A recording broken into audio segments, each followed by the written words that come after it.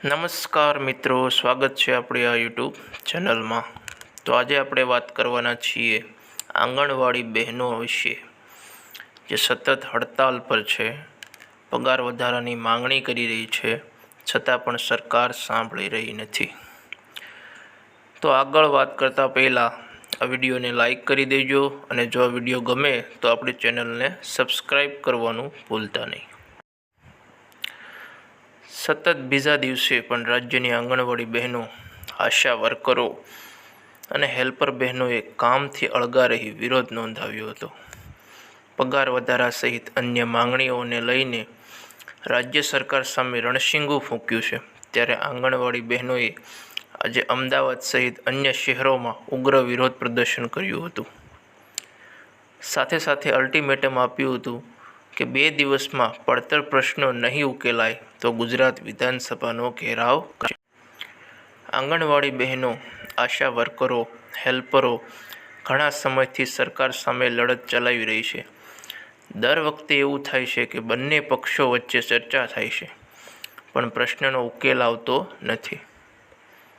આંગણવાડી બહેનોનો આક્ષેપ છે કે અત્યાર સુધીમાં રાજ્ય સરકાર સાથે 27 બેઠકો થઈ ચૂકી છે, પણ સરકાર માત્ર વાયદા કરે છે, પણ અમલ કરાતો નથી। તારીખ 10 માર્ચ 2025ના રોજ ખુદ મુખ્યમંત્રીએ હૈયાધારણા આપી હતી, તેમ છતાં એકેય પ્રશ્ન ઉકેલાયો નથી। આખરે હારી થાકીને રાજ્યની 1 લાખથી વધુ આંગણવાડી બહેનોએ 3 દિવસ સુધી કામકાજથી અળગા રહેવા એલાન કર્યું છે।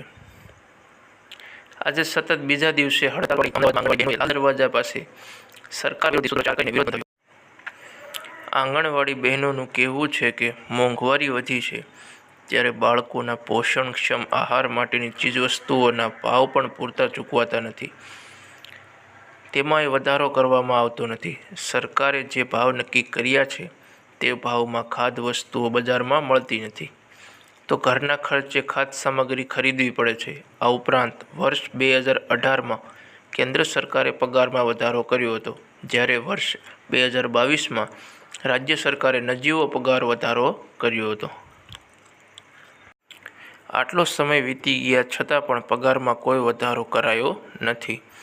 આ ઉપરાંત પગારમાં વધારો કરાતો નથી, પણ કામના બોજમાં વધારો કરવામાં આવ્યો છે, જે પોસાય તેમ નથી।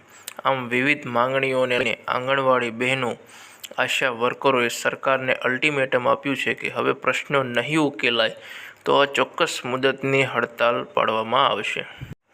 જો તમને આ વિડીયો ગમ્યો હોય તો એક લાઈક કરી દેજો, અને ચેનલને સબસ્ક્રાઈબ કરવાનું ભૂલતા નહીં।